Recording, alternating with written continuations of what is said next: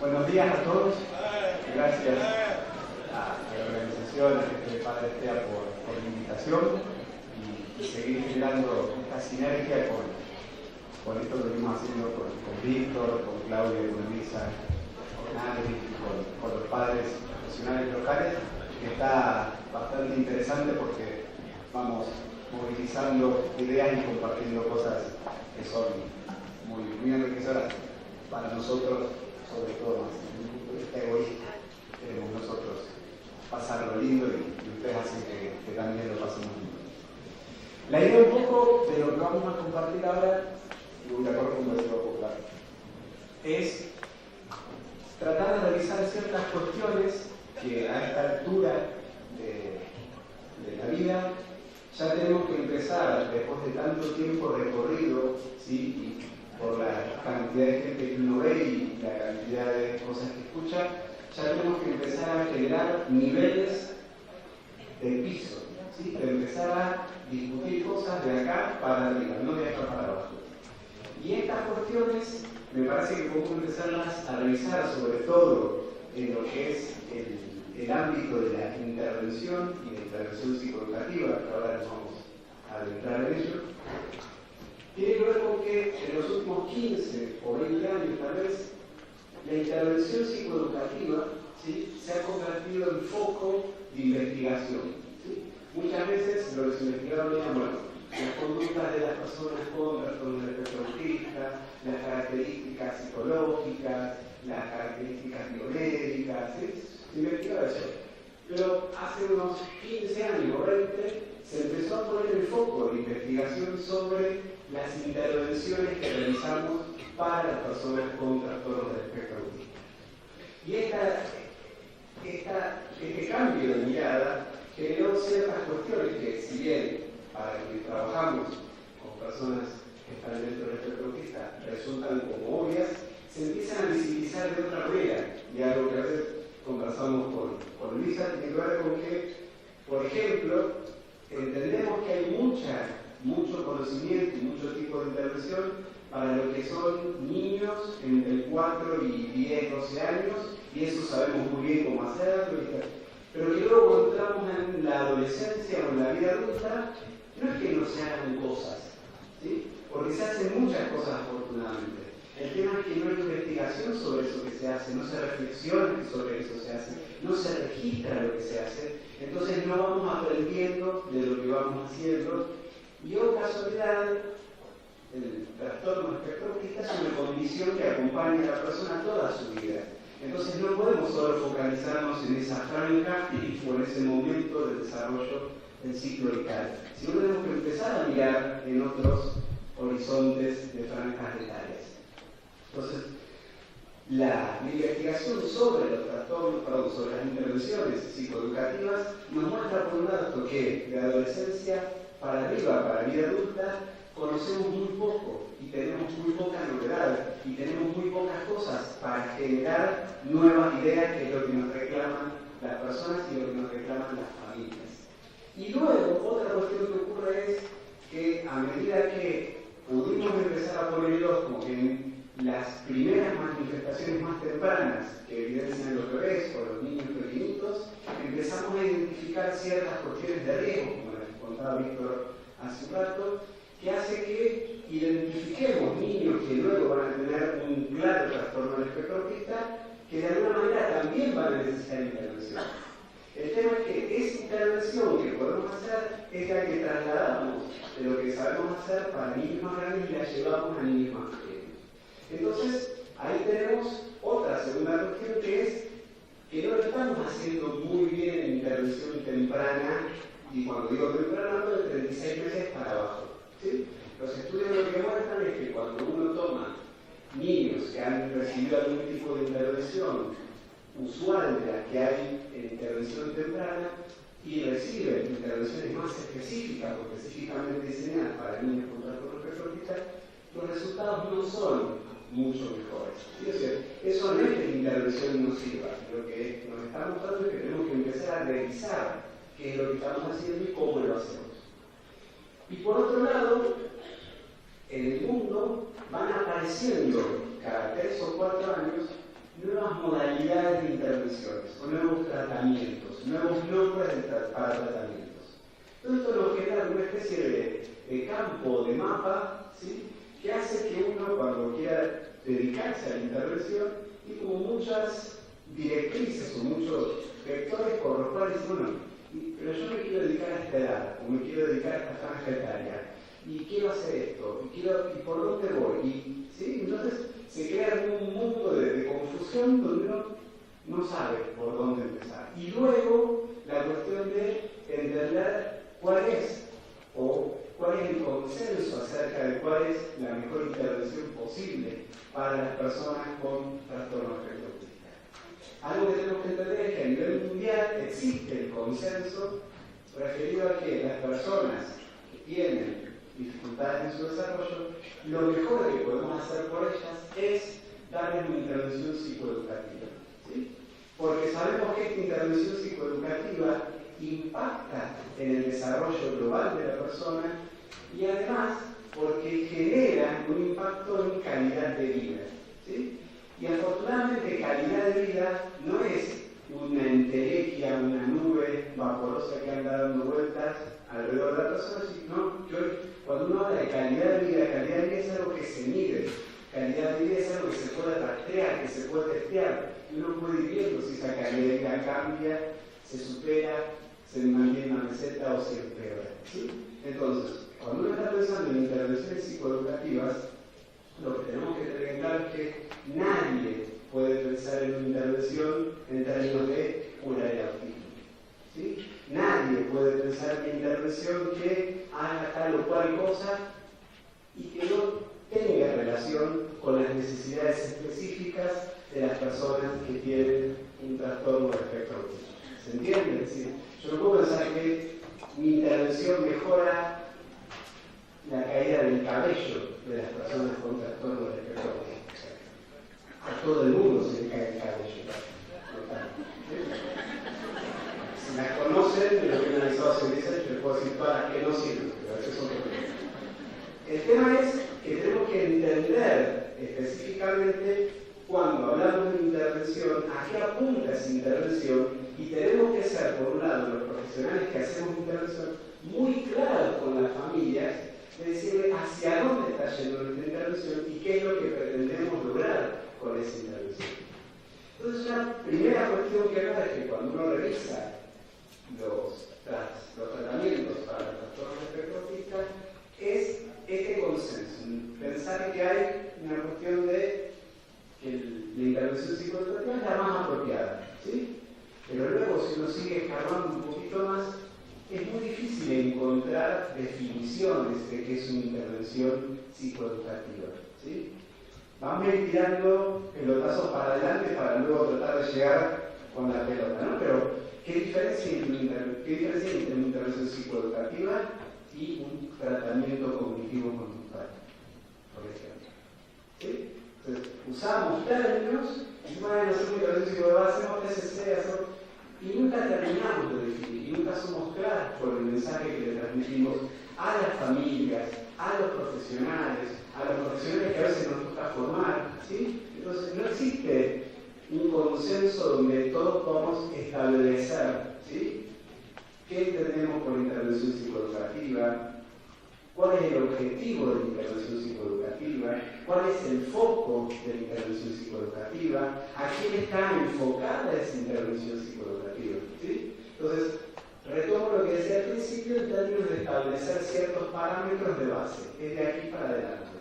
Entonces, siguiendo con esta lógica, la idea es que vamos a tratar de hacer una caracterización de lo que entendemos con intervención psicoeducativa. Vamos a tratar de mostrar algunas cuestiones que tienen que ver con el estado actual del conocimiento que tenemos sobre las intervenciones psicoeducativas, y vamos a plantear algo, esto a veces no tener 3 manos se complica, pero vamos a ir hacia un intento de síntesis que tiene que ver con lo que llamamos ahí el camino de la integración, ¿sí? En términos de que quienes de los que están aquí presentes, los que son profesionales de la salud, de la educación, se han capacitado en intervención para personas con trastornos de espectro autista. Quienes han tenido formación específica de intervención? Levanten la mano, por favor. Bien. ¿Sí? De la gente que ha levantado la mano, ¿cuántos nombres distintos han escuchado al interior de la intervención para personas con trastornos del espectro autista? ¿Sí? O sea, ahí tenemos un problema, y es que, como decía antes, van apareciendo frecuentemente nuevos nombres para distintos tipos de intervenciones. Entonces, una vez tiene la sensación de que va corriendo atrás de una zanahoria y que me cambien la zanahoria, la tengo que ir a otra y otra y otra. ¿Y cómo acompaño el desarrollo profesional, ¿sí?, de una persona para que pueda formarse y luego pueda ser un buen recurso humano para mejorar la calidad de vida de las personas con autismo? ¿Se entiende la lógica? Es decir, si yo tengo una disgregación de intervenciones, resulta muy difícil, ¿sí?, poder entre todos tener una mirada común. Ese problema se está intentando solucionar, no solo aquí en Argentina, sino a nivel mundial, en términos de pensar una vía de integración que nos permita tener un vocabulario común, un modo común de entender la intervención, que es esto que vamos a ver como el camino de la integración. El tema es que es muy lindo decirlo, pero el tema es cómo se hace y por dónde se transita este camino. Y luego, para finalizar, lo que vamos a ver es qué implicaciones tiene este camino de integración, pensando en lo que es la formación inicial también o permanente de los profesionales. Entonces, para caracterizar la intervención psicoeducativa, vamos a pensar básicamente en 5 cosas. Primero, dar una definición conceptual, es poder decir qué es intervención psicoeducativa. Luego, pensar cuál es el foco de atención de la intervención psicoeducativa. Luego, pensar cuál es el foco de intervención, cuáles son los objetivos, ¿sí?, qué percibo yo con una intervención psicoeducativa, y luego diferenciar las intervenciones psicoeducativas según su alcance. ¿Sí? O sea, con estos 5 elementos yo creo que podemos establecer un nivel base, un nivel basal, para todos por lo menos empezar a mantener un mismo discurso, una misma idea acerca de lo que es intervención psicoeducativa. Entonces, la definición conceptual, vamos a tomar una definición que es bastante, no es tan moderna, por así decirlo, tampoco tiene tantos años, 17 años, que es la que dan Cathy Lord y Guy McKee en el 2001, y dice, refiriéndose a las intervenciones psicoeducativas, aquellas que buscan fomentar o promover la adquisición de habilidades o conocimientos. Y uno que ha atravesado la escuela siempre tiene esta idea de que conocimiento va vinculado con aquello que se enseña en las escuelas. Entonces, por eso, Cathy Lord y Guy McKee aclaran que no son solo los conocimientos o habilidades escolares, sino que son conocimientos o habilidades que tienen que ver con la interacción social, con la comunicación y el lenguaje, con habilidades adaptativas. Y este conocimiento, estas habilidades, lo que tiene que permitirle a la persona, ¿sí?, es que genere grados crecientes de autonomía y de responsabilidad personal, es decir, trabajar para que esa persona sea lo más autoválida, lo más autónoma posible. ¿Sí? Entonces, en ese trabajo lo que yo estoy ganando justamente es en calidad de vida, autodeterminación.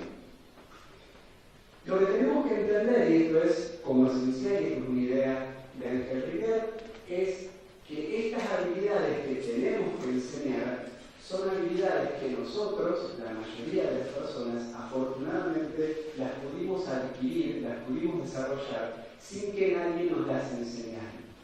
Ninguna mamá enseña a su hijo a señalar con el dedo aquello que él quiere.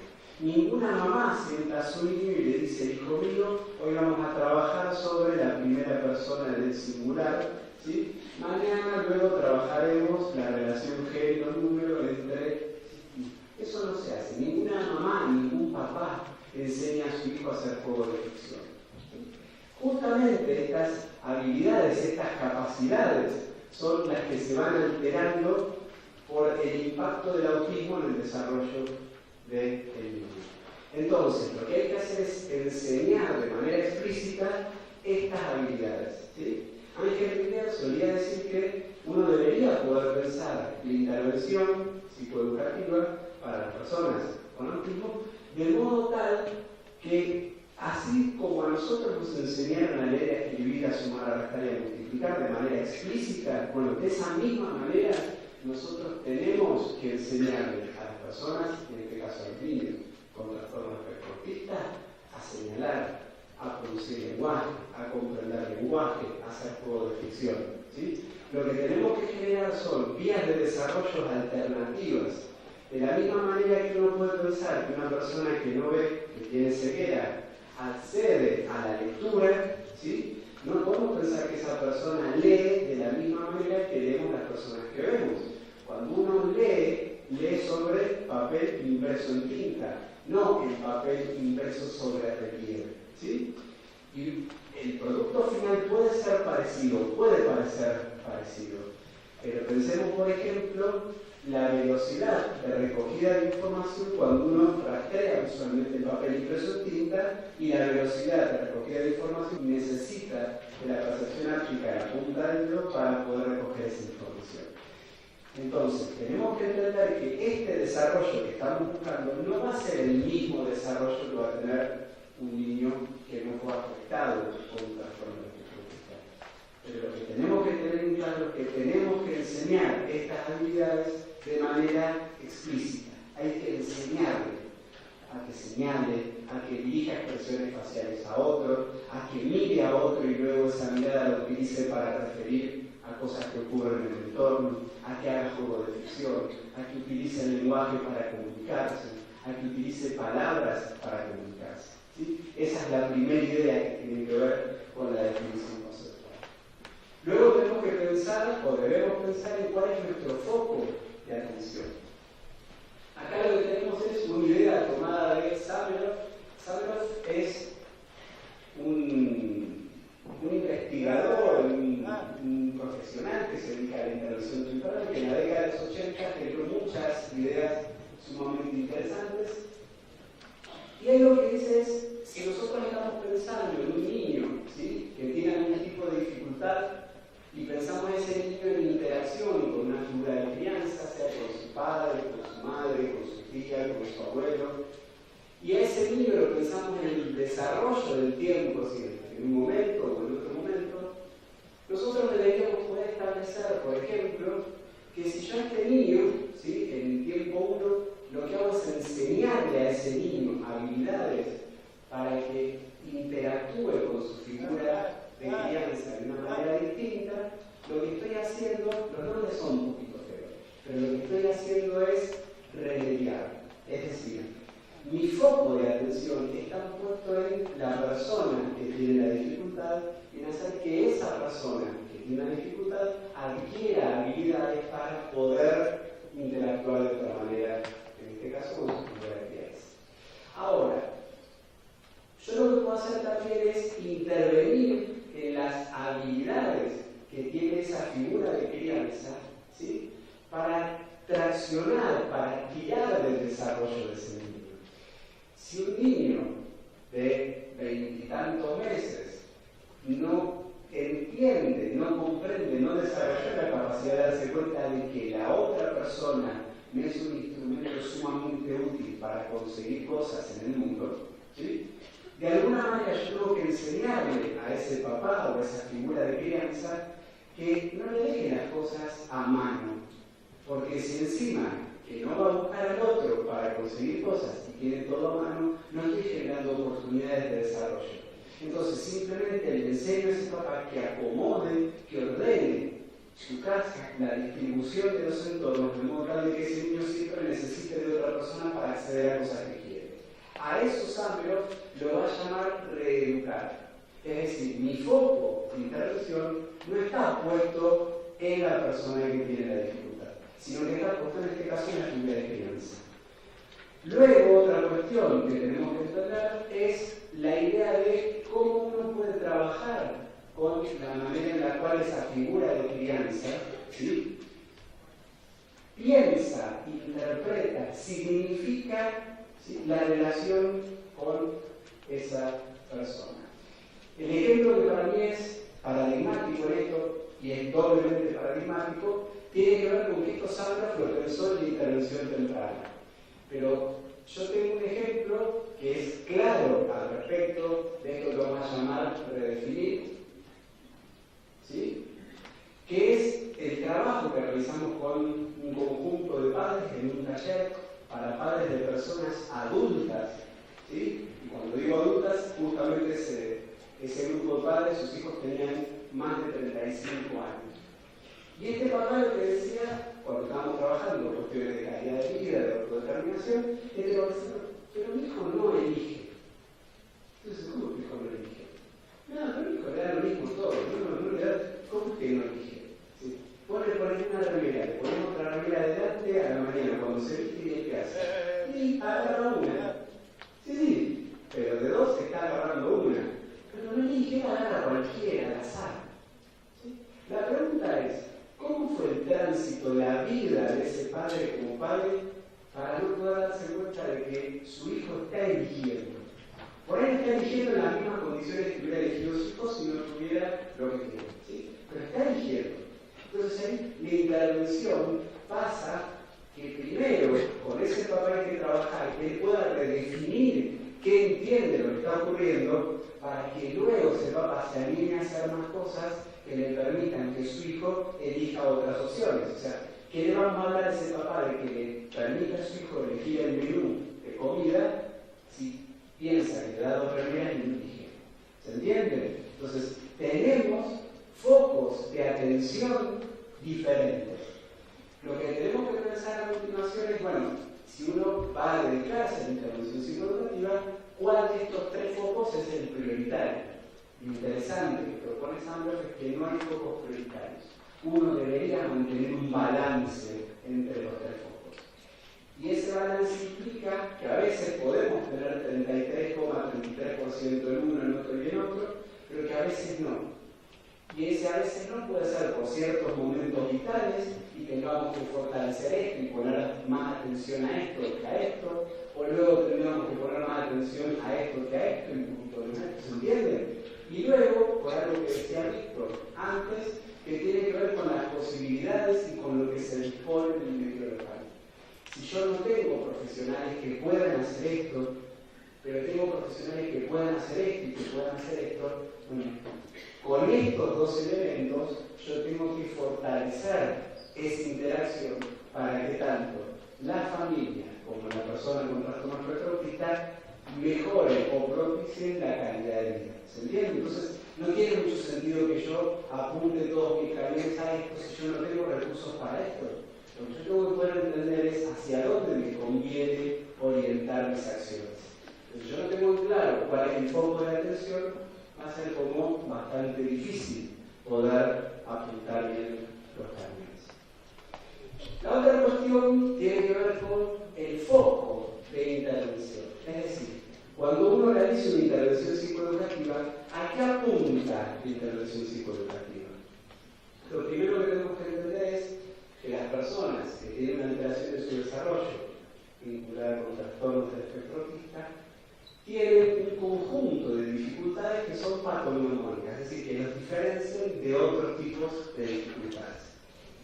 Y esas dificultades tienen que ver, dependiendo cómo las agrupemos, con las dificultades para interactuar socialmente, para comunicarse, usar el lenguaje para comunicarse, o dificultades sociocomunicativas, pero que además presentan patrones de conductas e intereses repetitivos y estereotipados.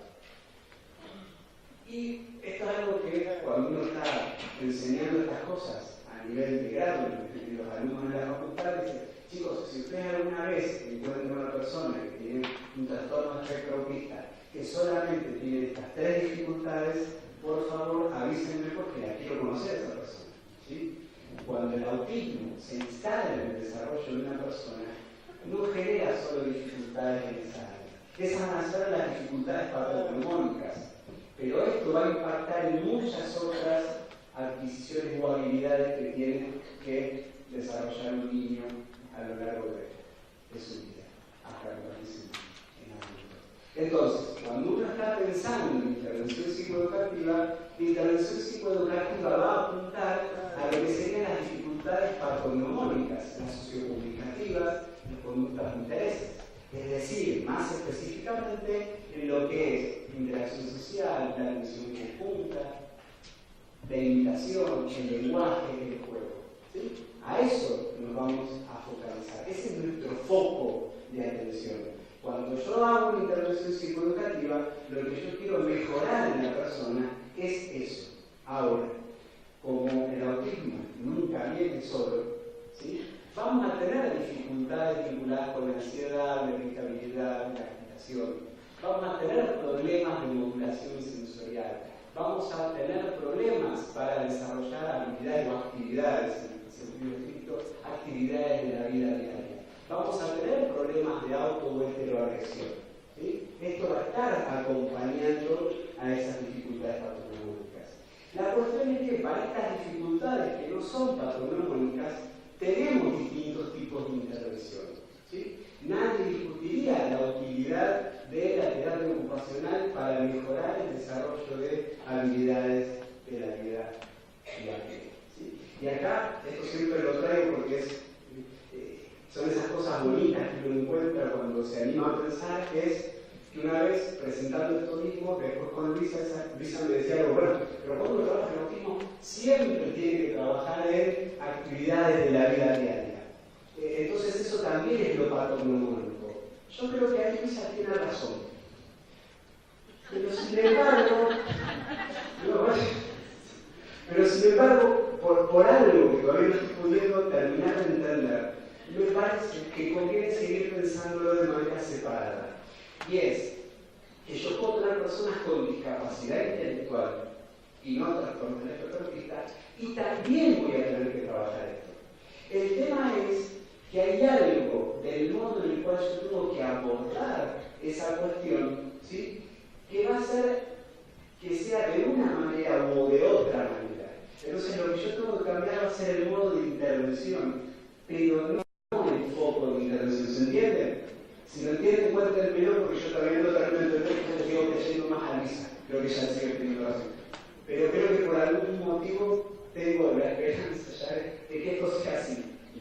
Y creo que hay algo que nos hace que pensemos que conviene por ahora que esto no sea patognomónico. ¿Sí? Y luego, si yo quiero trabajar o pensar en cómo intervengo sobre las o autoagresiones, el análisis funcional de la conducta, las intervenciones comunicativas o el apoyo conductual positivo, a las claras es lo mejor que puedo hacer. ¿Sí? Lo mismo ocurre, ¿sí? Por ejemplo, con la ansiedad, la irritabilidad o la agitación. Puedo tener intervenciones metabólicas. ¿Sí? Salió hace un par de semanas una nota en un diario reconocido donde una mamá afirmaba que cambiando la dieta de su hijo había curado el autismo. Bueno, invítenos a cenar todos a su casa y veremos a ver qué sucede. Pero lo que tenemos que tener mucho cuidado, y justamente por esto hablo de ya establecer niveles de los cuales no se discute para abajo, sino que se discute para arriba, es que puede ser, y de hecho es efectiva, ¿sí? Intervención metabólica respecto de ciertos niveles de ansiedad, de irritación o de agitación. Pero ninguna persona con autismo, ¿sí? Al cambiar su dieta, ha desarrollado la capacidad de señalar. Ninguna persona con autismo, al momento de cambiar su dieta, ha cambiado o ha mejorado su capacidad de imitación. Ninguna persona con autismo ha adquirido el lenguaje a partir del cambio de la dieta. Que el cambio de la dieta genere algún impacto justamente en estas dificultades que acompañan el autismo, obviamente me van a dar cierto espacio para trabajar esto. Pero esto solo va a modificarse si yo hago algo. ¿Sí? Y luego tenemos ciertas cuestiones, como por ejemplo la oxitocina o la musicoterapia, donde podemos pensar que son intervenciones que tienen que ver con el núcleo de afectación patológica. Es decir, se sabe que si uno le da oxitocina a una persona con autismo, por ejemplo, van a disminuir sus conductas repetitivas y repetitivas. Y mientras dure ese periodo mental, es decir, mientras la oxitocina está dentro del organismo, esa persona va a tener más capacidades de percepción social. Se va a distinguir, por ejemplo, emociones de manera más fácil. ¿Sí?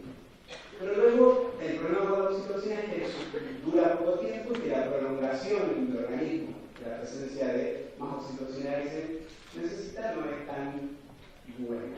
Y luego tenemos ciertas intervenciones que hacen los musicoterapeutas y que yo a veces con eso me genero ciertas dificultades, pero que no es una intervención musicoterapéutica en sí misma.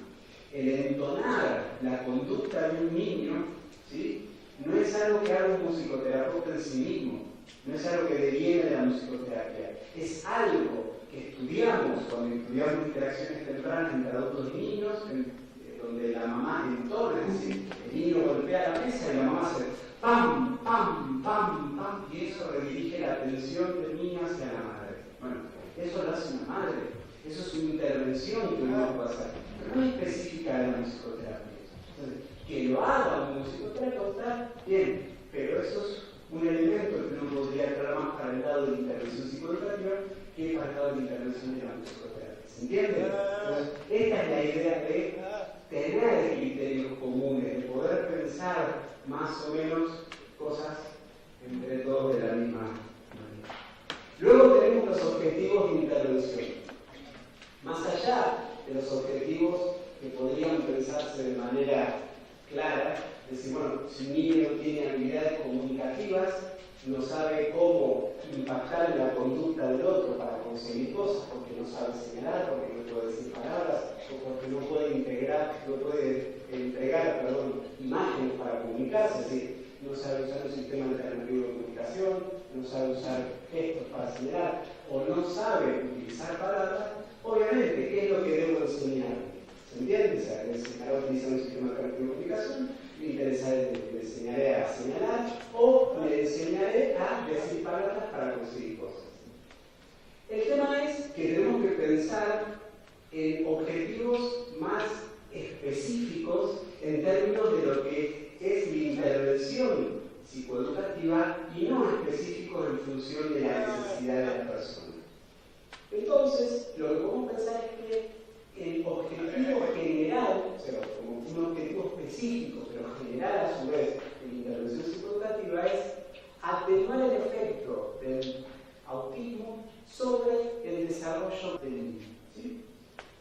La idea, si el autismo es un trastorno del desarrollo, y el autismo lo que va haciendo es ir complicando cada vez más el desarrollo armónico de la persona, si yo puedo frenar el avance del autismo, lo que voy a lograr es que esa persona desarrolle ciertas capacidades de una manera más armónica. Ángel Ritter tenía para esto otra metáfora que es el autismo como una especie de granada que explota en el desarrollo y tira esquirlas para todos lados. El problema es cómo hacemos para que esa explosión no desparrame tanto las esquirlas, ¿sí? ¿Cómo hacemos para atemperar, para minorar el efecto de esa explosión? ¿Sí? Pensemos, y este es un ejemplo que nos puede ayudar a entenderlo mejor, las personas que tienen síndrome de Down. ¿Sí? ¿Qué es lo que termina impactando en el desarrollo intelectual de la persona con síndrome de Down? ¿Tener un cromosoma además en el par 21 o los distintos tipos de intervenciones oportunas que se realizaron? Que haya tenido intervención temprana, que haya recibido buenos cuidados médicos, que haya accedido a una educación apropiada, ¿sí? Que haya tenido oportunidades para desenvolverse y desarrollarse en su medio. Ya es una frase de sentido común, pero cuando uno era niño era muy difícil encontrar caminando por la calle personas con síndrome de Down. Por lo general estaban en sus casas, encerradas, sin posibilidad de interactuar. Bueno,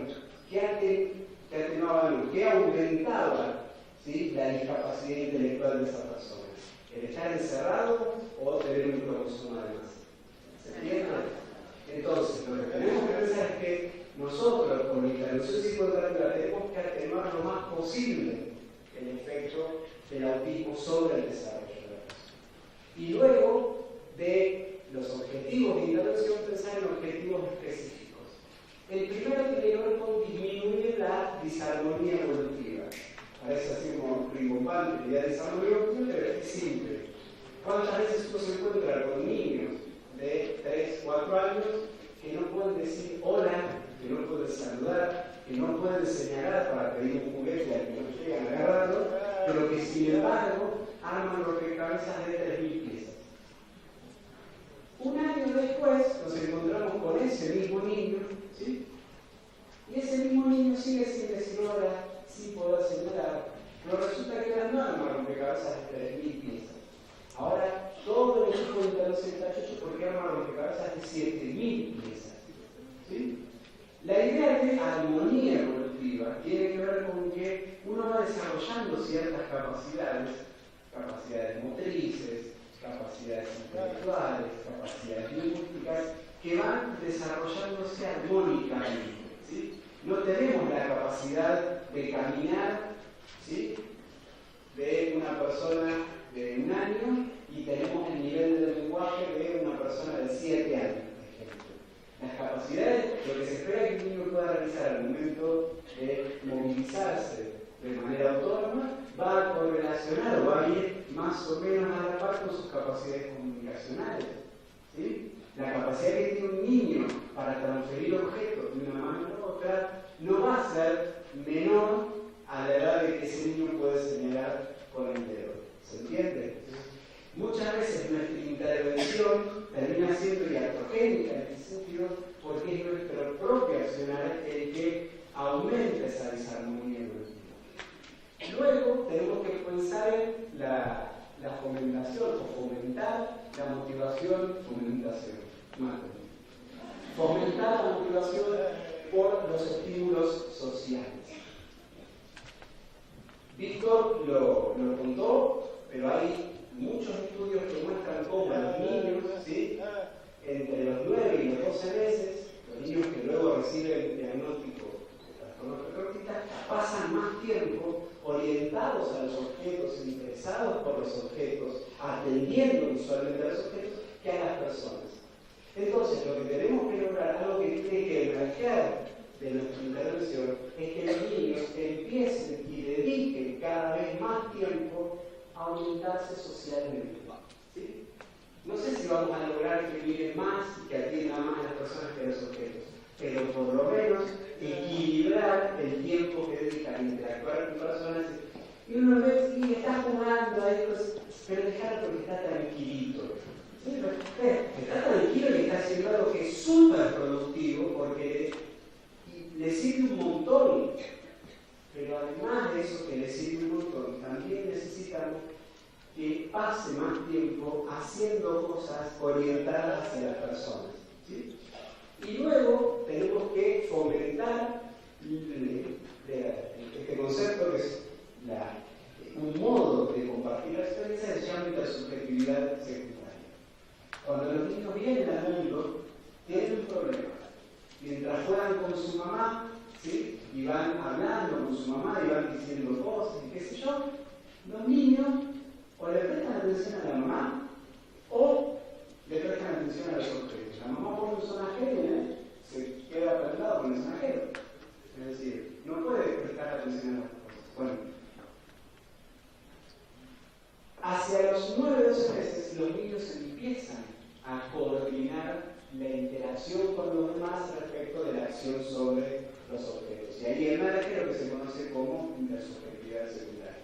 O casualidad, en este momento del desarrollo donde empiezan a aparecer las primeras dificultades, los primeros signos visibles de los niños que luego reciben diagnóstico de trastorno espectro-autista. Entonces, lo que deberíamos hacer es fomentar permanentemente que los niños, cuando están haciendo algo solos, aparezca otra persona a hacerlos con ellos mismos.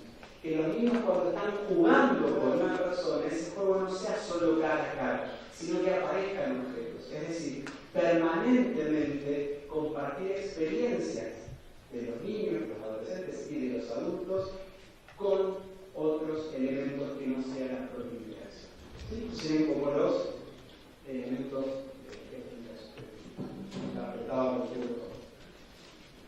Bien. Otra cuestión era definir el alcance de la intervención.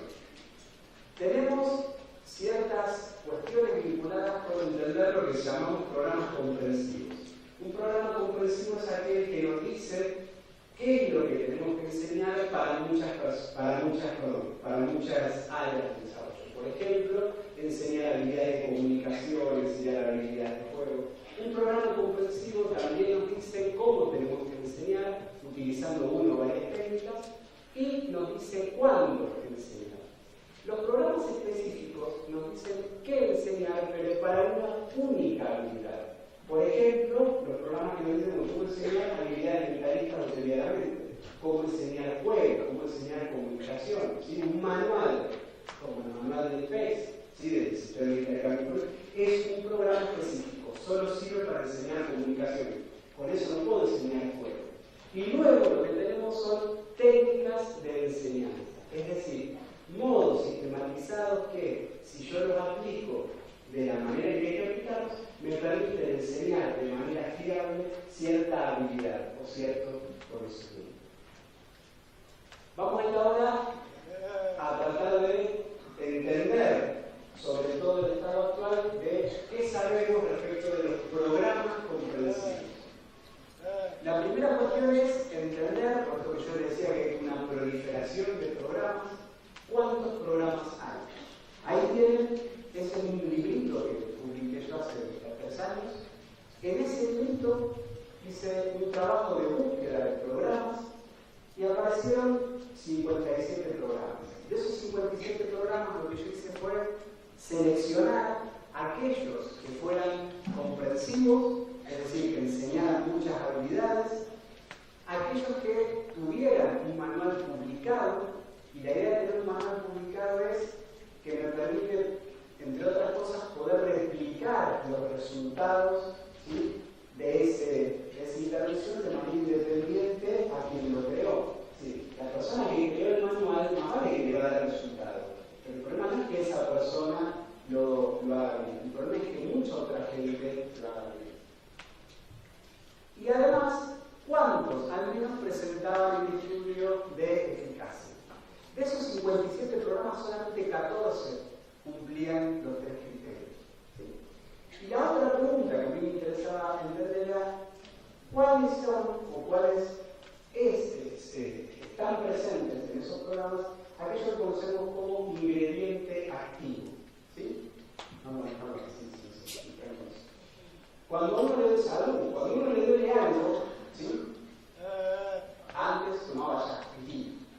¿Sí? Pero lo que uno le es, ¿cuál es el ingrediente activo de la aspirina? O de la aspirina. Los médicos y los pediatras podrían ayudar con la igualdad. El ácido acetilsalicílico.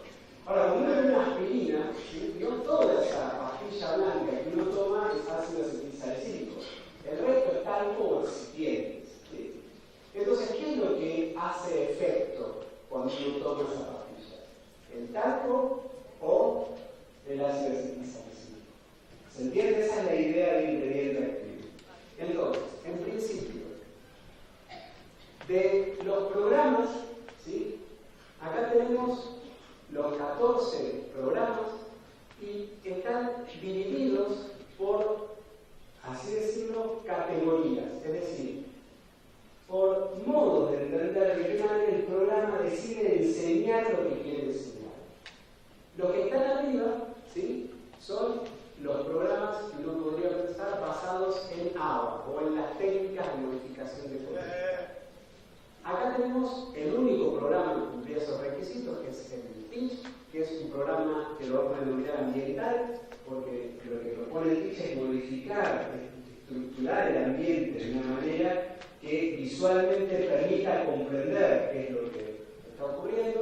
Tenemos programas transaccionales, ¿sí?, que lo que hacen es enseñar a partir de que quien enseña modifique el modo de interactuar con el niño.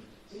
Y luego tenemos los integrativos que dicen, bueno, si todo esto de alguna manera funciona, veamos cómo generar consenso, cómo generar matrimonio y continuar generando nuevos programas.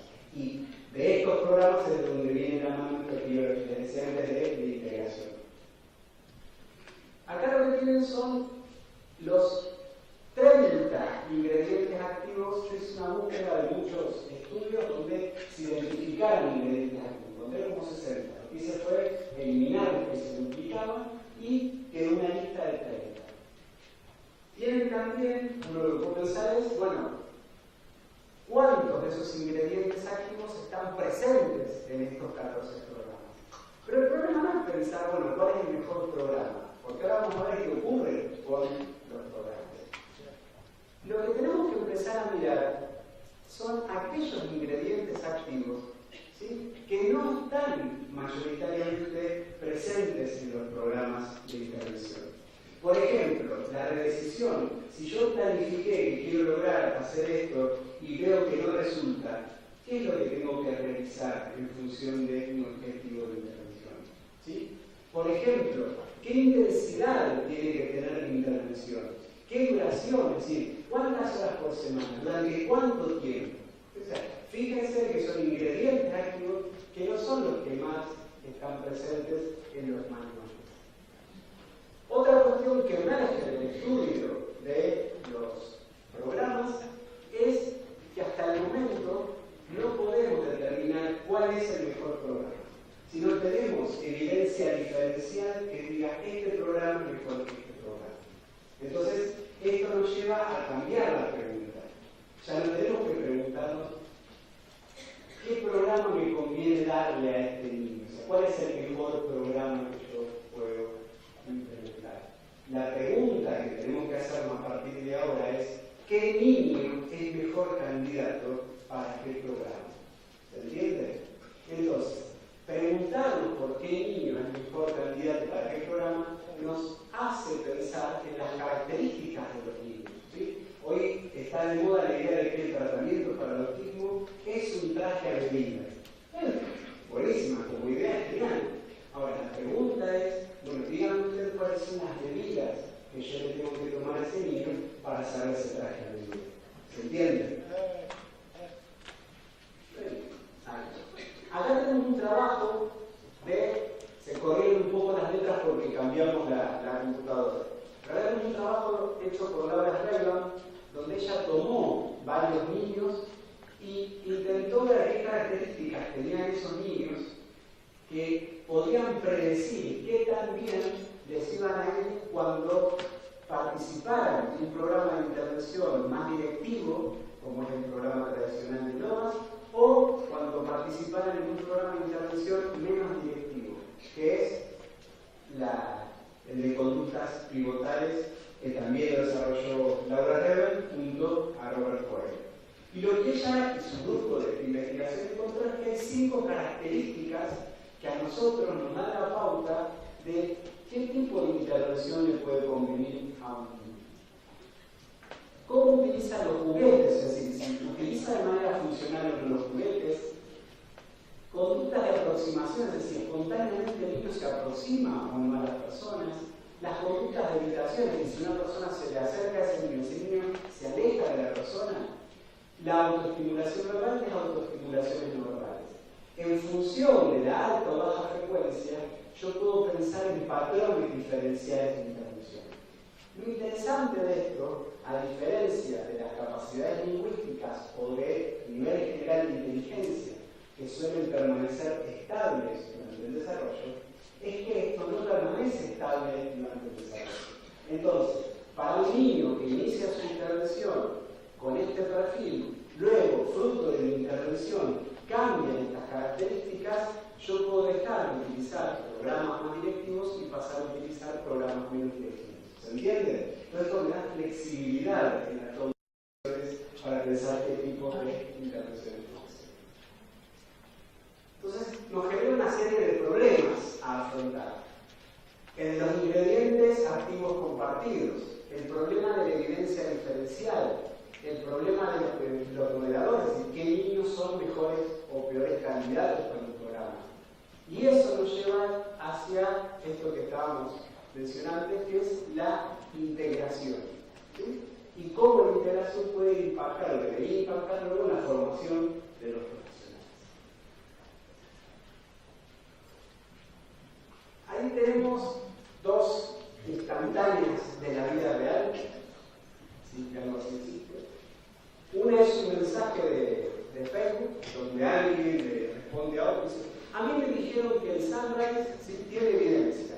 Para mí es una toma de pelo sacada del Florida. Eso también lo considero una evidencia florista. ¿Sí? Lo que la gente dice normalmente. Y luego, en el periódico El Cisne, aparece en nota de tapa, la solución con un programa más. ¿Sí? Esto lo que nos muestra es cómo normalmente la gente piensa las relaciones entre distintos programas, o uno u otro, o este que se parece con este, o si sigo este no puedo hacer este. ¿Sí? Es esta disyuntiva entre programas. Y acá vemos ciertas frases célebres como mi enfoque es mejor por definición y los demás están equivocados. Cada enfoque funciona según el caso. Sí, según el caso, pero digamos entonces qué medidas le tengo que tomar a seguir. El tratamiento es un traje a medida. Yo, y completen con el tratamiento la forma de intervención que más les guste, yo hago, ¿vos qué haces? ¿Sí?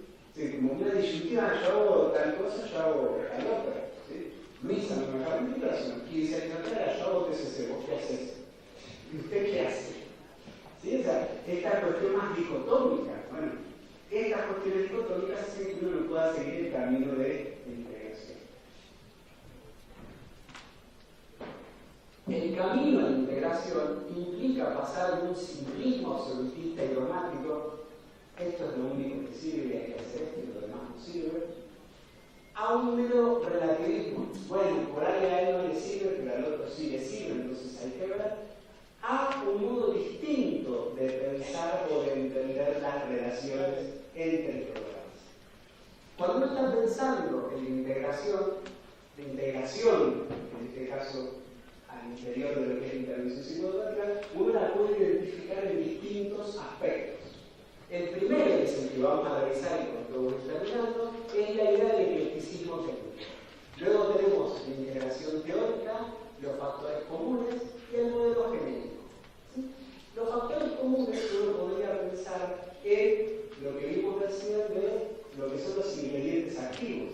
Es decir, focalicémonos que nuestra intervención psicoeducativa tenga siempre presente esos ingredientes activos, porque sabemos que eso es lo que hace que la intervención funcione, no el nombre de la intervención. ¿Se entiende la idea?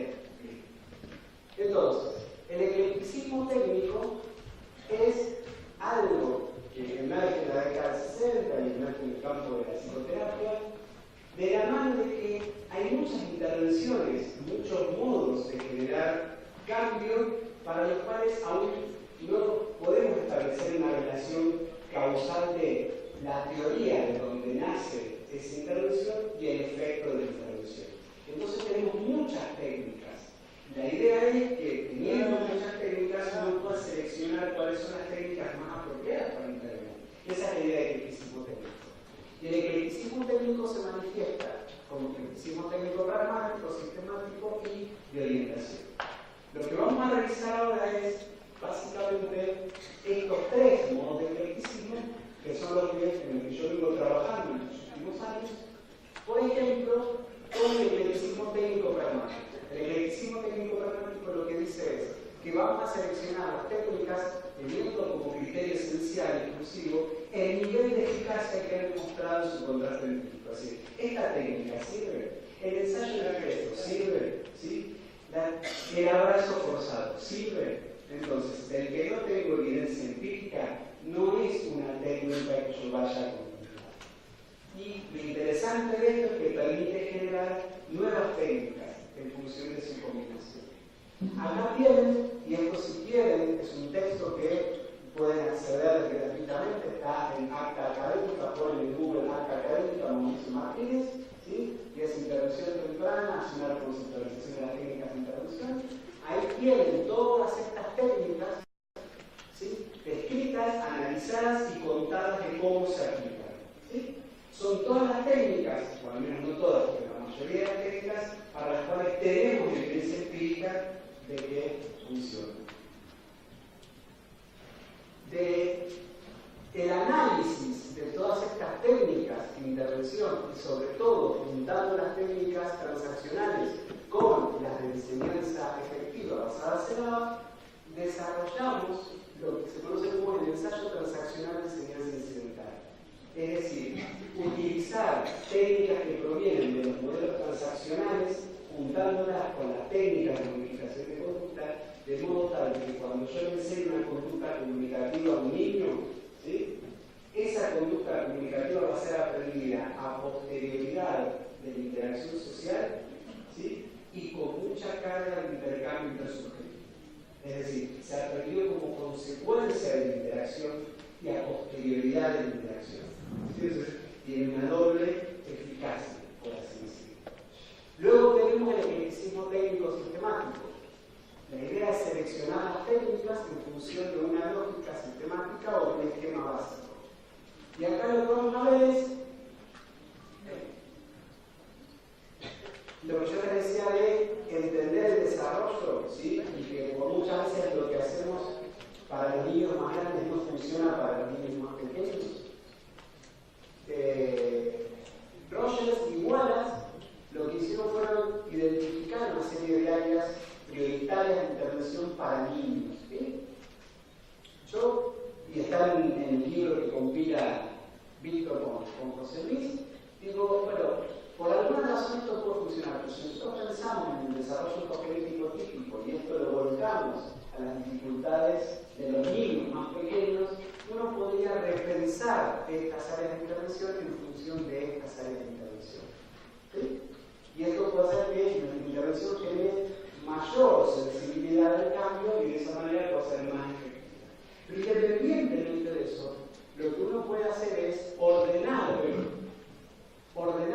en función de esas áreas de intervención y en función, ¿se acuerdan de esto? De los patrones, ¿sí? Yo puedo pensar todas las otras técnicas que vimos ordenadas para un niño que tiene un patrón conductual y quiero enseñarle la subjetiva primaria y secundaria, puedo utilizar estas técnicas. Vean que si el niño tiene un patrón diferente, puedo utilizar otras técnicas. Y si los patrones cambian, ¿qué es lo que hago? Cambio la técnica. ¿Se entiende? Y finalmente tenemos el eclecticismo técnico de orientación. La idea es que podemos seleccionar técnicas en función de un criterio particular. Y acá nos tenemos que tomar en serio la idea de que el autismo es un trastorno del desarrollo. ¿Por qué? Porque si el autismo es un trastorno del desarrollo, mis objetivos de intervención tienen que seguir una lógica evolutiva. Entonces, yo puedo pensar, por ejemplo, si quiero enseñarle el lenguaje verbal, palabras a un niño, por ejemplo, que lo primero que debería desarrollar es la capacidad de imitación vocálica. Si ese niño no puede imitar un sonido, ¿cómo le voy a enseñar a producir sonidos? ¿Se entiende?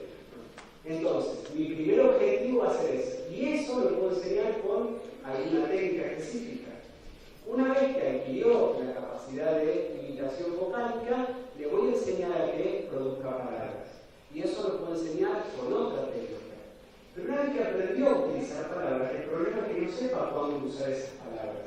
Y le puedo enseñar a usar esas palabras con otra técnica. ¿Sí? Puede ser que sepa cuándo usar esas palabras, pero puede ser que no lo haga de manera fluida. Entonces puedo utilizar otra técnica para aumentar la fluidez en el uso de esas palabras que le enseño. ¿Se entiende? Entonces, para objetivos evolutivos que se van a desplegar en el tiempo, voy a tener técnicas de intervención distintas. Y no va a ser siempre la misma técnica la que me va a permitir enseñar. Y finalmente, las implicaciones para los profesionales, esto que decíamos al principio, el problema de entender el espectro a lo largo del ciclo vital.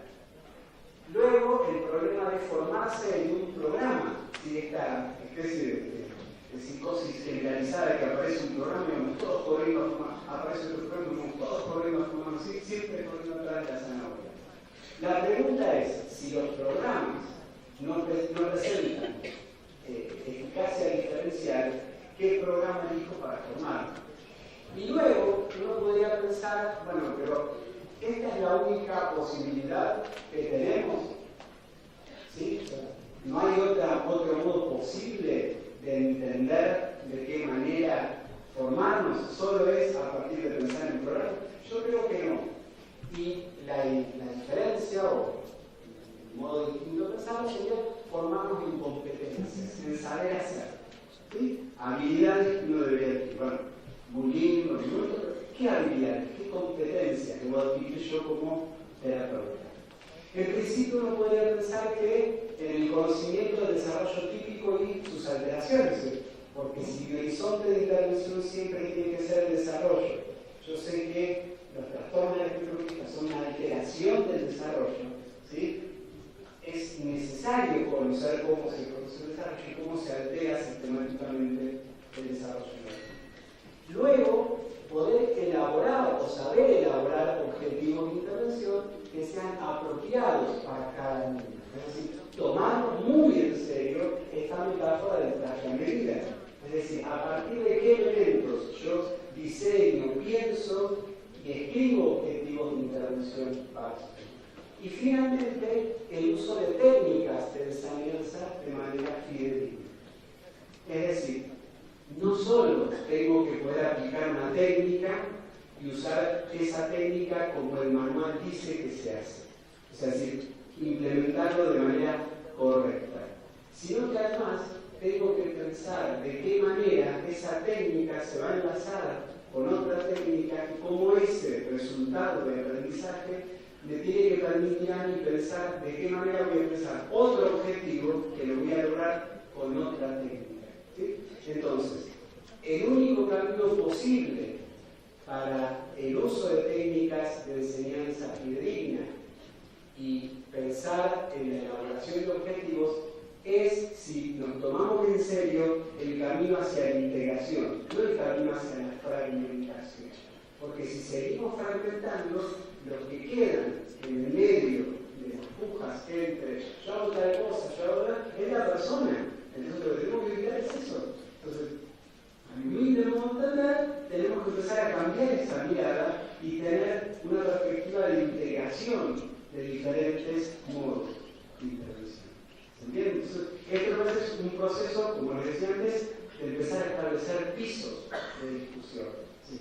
Podemos discutir de qué manera podemos hacer la integración, qué ejemplos de integración tenemos en cuanto al eclecticismo técnico, si tenemos ejemplos de integración respecto